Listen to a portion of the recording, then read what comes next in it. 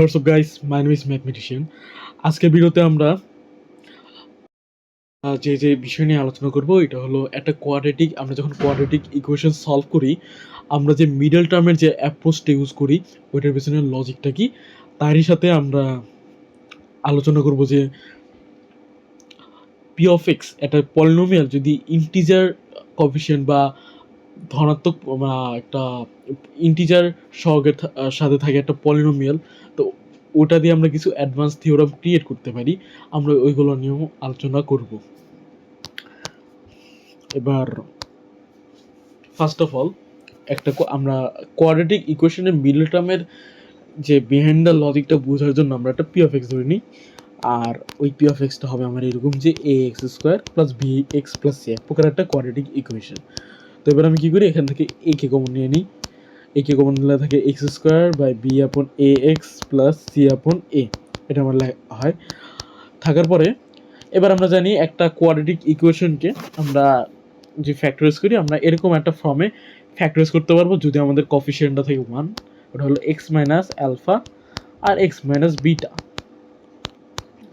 Factorise করতে পারবো। এবং আমাদের এটাকে যদি আমরা জিরো ইকুয়াল করি, তো আমাদের অ্যালফা বিটা হয়ে যায় এই ইকুয়েশনের রুট।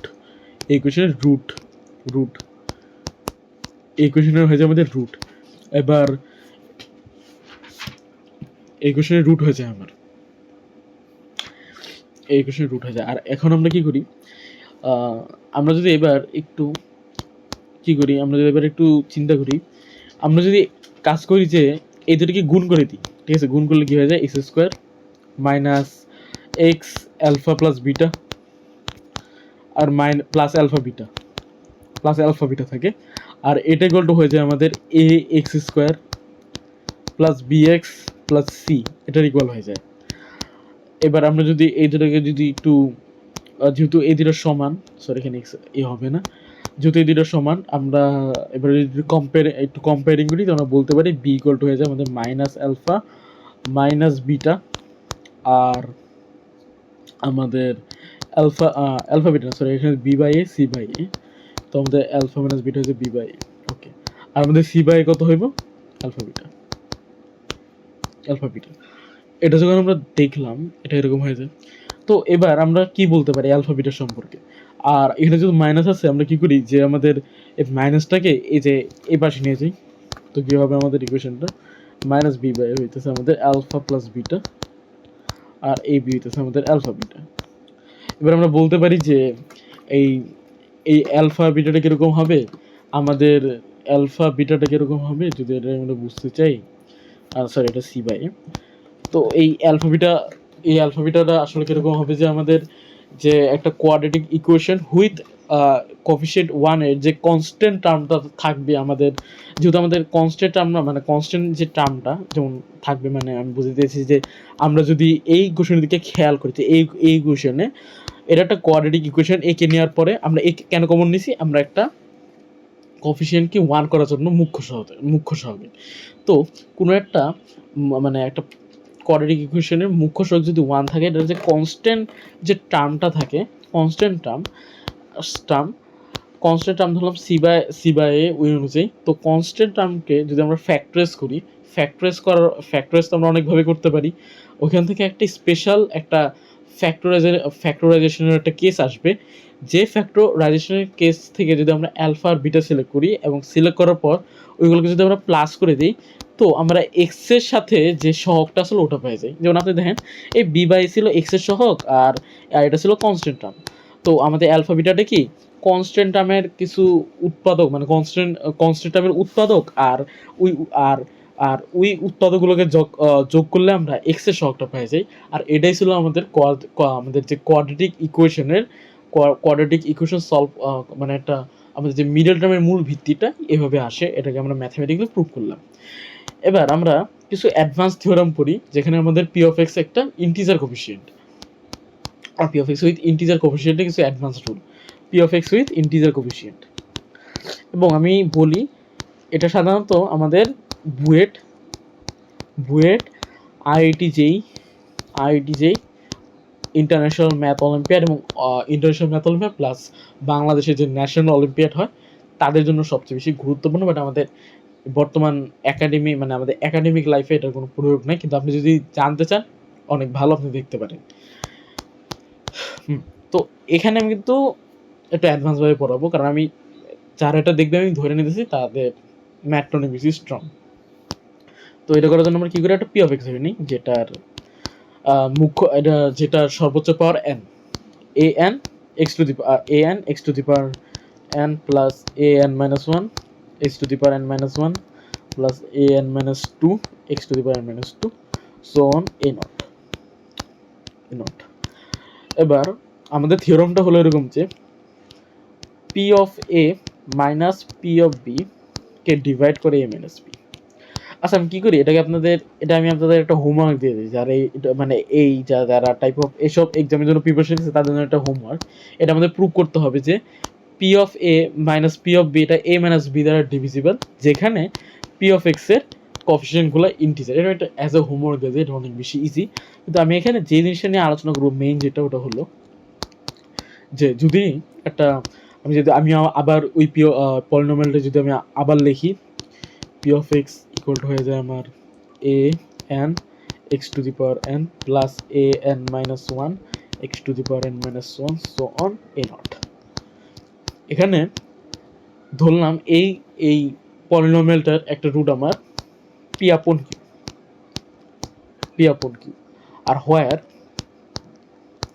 পি আপন কিউ একটা রুট হইতেছে P upon Q, where P Q হইতেছে আমার ইন্টিজার আর Q not equal to zero. এটা ধরলাম, এটা যে একটা রুট থাকে, তাহলে আমাদের থিওরামটা কি বলে আসলে? আচ্ছা থিওরামটা আমি না বলি, আমি অ্যাজ এ ম্যাথমেটিক্যালি বলে দিই, মানে আমি অ্যাজ এ প্রুফটাই এখন মানে আমি আচ্ছা না বলি থিওরামটা, আমি এভাবে আগে অ্যাজ এ আমরা টাইপ অফ ইনভেন্ট যেভাবে করা হয় না, যেভাবে এই থিওরামটাকে ইনভেন্ট করা হয়েছিল আমরা ওইভাবে ইনভেন্ট করার ট্রাই করি। কী করি আমরা, যে আমাদের পি অফ এক্স থাকে না, ওইখানে পি এর এক্সের জায়গায় আমরা পি বাই কিউ লিখি। তো এক্সের জায়গায় যদি পি বাই কিউ লিখি, A N P by Q to the power N A N minus one P by Q to the power N minus one so on A naught. এবার কী করি, এটা যেহেতু ইকুয়াল টু জিরো হয়ে যাবে, আমরা কী করি এই এ নটটাকে এই সাইডে নিয়ে আসি, আর আমরা কী করি এলসিএম নিয়ে নিই। যদি আমরা এলসিএম নিই তাহলে আমরা বলতে পারি এখানে থাকবে Q to the power N. আমরা যদি এলসিএম নিই তো আমাদের Q to the power N নিচে এসে পড়বে অ্যাজ এ এলসিএম আসার পরে আমাদের A N into P to the power N থাকবে, তারই সাথে আবার A N minus one into কি থাকবে আমার, ওয়েট কিউ থাকে না, আমাদের থাকবে P to the power N minus one আর Q to the power N minus one so on করতে করতে এ নট। ওকে, সো অন করতে করতে আমাদের এ নট পর্যন্ত থাকবে। আমরা যে এলসিএম নেই এ নট পর্যন্ত থাকবে, আর এই জায়গায় আমাদের আছে কত, ওয়েট জিরো, এই জায়গায় আছে আমাদের জিরো। এবার না জিরো না সরি, এই জায়গায় আছে আমাদের মাইনাস অফ সি। এবার আমরা কি করতে পারি, কিউ অফ এন আছে না, ধরলাম যে এই কিউ অফ এনটাকে সি এর সাথে নিয়ে যাই আমরা, এই কিউ অফ এনটাকে আমরা সি এর সাথে নিয়ে যাই। আর আর আর আমি একটা কথা বলে লিখি, যেহেতু আমরা পি বাই কিউ ফর্মে লিখতেছি, তো আমরা অবশ্যই জানি যে আমাদের GCD of P of Q একটা ওয়ান, তার মানে পি আছে কিউকে ডিভাইড করবে না। আমরা কি করি এটাকে এই সাইডে নিয়ে যাই, মানে সি এর সাথে আমরা নিয়ে যাই। তো কি হবে যে A N into P to the power N plus A N minus one P to the power N minus one Q to the power N minus one so on equal to হয়ে যাবে minus C into Q to the power N.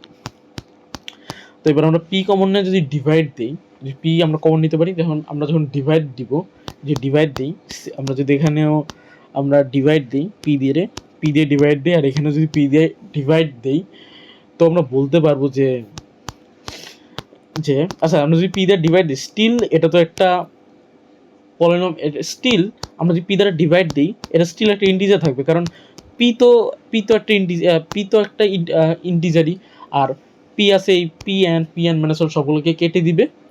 তো N D and আর A N minus one এগুলো তো integer, কারণ আমরা যে পলিনোমিয়ালটা নিয়ে আলোচনা করতেছি ওইটা ইন্টিজার কোএফিসিয়েন্টের। তো ওভারঅল আমরা যদি পি দ্বারা ডিভাইড দিই, স্টিল এটা একটা কি থাকবে, স্টিল এটা একটা কি থাকবে, পলিনোমিয়ালই থাকবে। তারপর আমরা পি দিয়ে সিকে এবার দেখো, যেহেতু আমরা জানি পি তো কিউকে ডিভাইড করবে না, কারণ তাদের দুইটার জিসিডি 1, তার মানে পি তো অবশ্যই সিকে ডিভাইড করবে। তার মানে আমরা বলতে পারি যদি একটা পি অফ এক্স থাকে ইন্টিজার কোএফিসিয়েন্টের, এবং ওইটা যদি একটা রুট থাকে পি অফ কিউ, তাহলে আমাদের যে পিটা থাকে, হ্যাঁ, এই পিটা উপরে যেটা থাকে যে পিটা, ওটা আমাদের কনস্ট্যান্ট টার্মটাকে ডিভাইড করে। আর একই সাথে আমাদের যে নিচের কিউটা থাকে, এটা আমাদের যে প্রথম যে টার্মটা থাকে, প্রথম যে মুখ্য সহগ যেটা থাকে, মুখ্য সহগকে ডিভাইড করে। মুখ্য সহগ কি, সর্বোচ্চ পাওয়ারের সাথে যে সহগটা থাকে ওটাকে বলা হয় মুখ্য সহগ। মানে আমাদের কিউটা ডিভাইড করে মুখ্য সহগকে, আর এটাকে আমরা প্রুভ করতে পারি কীভাবে? আমরা তো জানি যে পি আছে সিকে ডিভাইড করবে। তো এবার কি করলাম, আমি এক প্রকার কি করি, এই কিউটাকে নিচে নিয়ে যাই। নিচে নিয়ে যাওয়ার পর কী হয়, এই যে আমরা এখন আরেকটা কথা বলতে পারি, এই যে এই টার্মটা বাদে এই সব জায়গায় কিন্তু আমাদের কিউ আছে। তার মানে কিউ এসে এই যে এখানে যতগুলো টার্ম আছে, এই যে এখানে যতগুলো টার্ম আছে, এই সবগুলোর কিউকে ডিভাইড করে দিবে। আর এন দিয়ে পড়ে থাকবে আমার কি, A N P to the power N divide by Q to the power N, Q, আমরা শুধু কিউকে আনছি। তো এখানে আমরা তো জানি পি আর কিউ এর জিসিডি যেহেতু 1, তার মানে কিউ কখনো পিকে ডিভাইড করবে না। আমাদের কিউটা একে মানে এ এন আর এ এন কে ডিভাইড করতে হবে, আর কোনো ওয়েনে, কারণ এল ইজ তো স্টিল ইন্টিজার, কারণ সি যখন পিকে ডিভাইড করবে একটা ইন্টিজার কে পাবো, আর কে ইন্টু থাকবে Q to the power N. এই সেট তো ইন্টিজার, যদি এই সেটও ইন্টিজার থাকে তো এই সেটও ইন্টিজার থাকতে হবে। আর এই সেটটা যদি ইন্টিজার থাকতে হয় তাহলে কিউকে অবশ্যই A N into P to the power এনকে ডিভাইড করতে হবে। এবং অনেকে কোশ্চেন আসতে পারে, এটুককে কেন ডিভাইড করতে হবে? ওভারঅল তো আমরা পুরোটুককে ডিভাইড করতে হবে। তো আমি এটুকু কথা কেন বললাম, কারণ দেখেন ভাই, এখানে সব জায়গায় আমার কিউ আছে। তো আমি যদি কিউ দ্বারা যদি আমি ডিভাইড দিই, এখান থেকে আমি একটা কিউ কমন নিতে পারবো, যেহেতু এই জায়গায় সব জায়গায় মানে এখানে যতগুলো টার্ম থাকবে এ নট পর্যন্ত, মানে কনস্ট্যান্ট টার্ম মানে এখানে যতগুলো টার্ম থাকবে A N into P to the power N বাদে সব জায়গায় কিন্তু আমাদের Q to the power something থাকবে, ঠিক আছে? Q to the power something থাকবে, কমন নিয়ে নেবেন, ডিভাইড করে দিবেন, শেষ। তো এটুকু কাম শেষ। এটুকু কিন্তু ডিভাইড করে, তো এটুকু তো ডিভাইড করলো। এখন এই কিউ তো অবশ্যই এটুকুকে ডিভাইড করে ফেলে, এটুকু কাজ শেষ। এবার এখন আর বাকি রইল কি, এই যে এই টার্মটা a N into P to the power N q. এবার এই পার্টটা, সরি এটা ছিল না, ছিল a N into P to the power n. এবার আমাদের কিউ টু দি পাওয়ার এনটা এখন এটাকে ডিভাইড করবে। আর আমরা জানি যেহেতু পি আর কিউ এর জিসিডি 1, তার মানে এ টু দি কিউ শুধু থাকবে নিচে। তো তো আমরা বলতে পারি যে আমাদের যে কিউটা থাকে ওটা আমাদের এ টু দি পাওয়ার এনকে ডিভাইড করবে, এটা আমরা বলতে পারি। ওকে, তো কিউ টু দি পাওয়ার এনকে ডিভাইড করবে। তাই আমরা বলতে পারি যদি একটা পি অফ এক্স থাকে ইন্টিজার কোএফিসিয়েন্ট, তো আমাদের যে পি বাই কিউ থাকে, কিউটা ডিভাইড করবে মুখ্য সহগকে, আর এটা ডিভাইড করবে আমাদের কনস্ট্যান্ট টার্মকে। এবার অনেকে মাঝে কোশ্চেন আসতে পারে, কেন আমি এই পার্টকে এত খারাপ মানে এত তাড়াতাড়ি বুঝাইলাম, এত মেসি মানে এত তাড়াতাড়ি বুঝাইলাম? কারণ আমি চাই যেন আপনি এটা নিজে চিন্তা করেন। আমি জানি অনেকে বুঝবেন আমার এই পার্টটুকু, কিন্তু আপনি যদি নিজে চিন্তা করেন তাহলেই বুঝতে পারবেন। তাই আমি এভাবে পড়াইছি। কারণ যদি আমি একদম যদি এটাকে বলি লাইন বাই লাইন যদি আমি লিখে বুঝাই দিই, তো আপনি তো আর চিন্তা করবেন না, মানে আপনার যে থিঙ্কিং ক্যাপাবিলিটি ভালো হবে না। তাই আপনার যদি কোনো ডাউট আসে আমার লেকচারটা দেখার পর, নিজে আগে চিন্তা করবেন। যদি তাও না পারেন আমাকে জিজ্ঞাসা করতে পারেন, অথবা কোনো ধরনের এআইকেও জিজ্ঞাসা করতে পারেন। Thank you.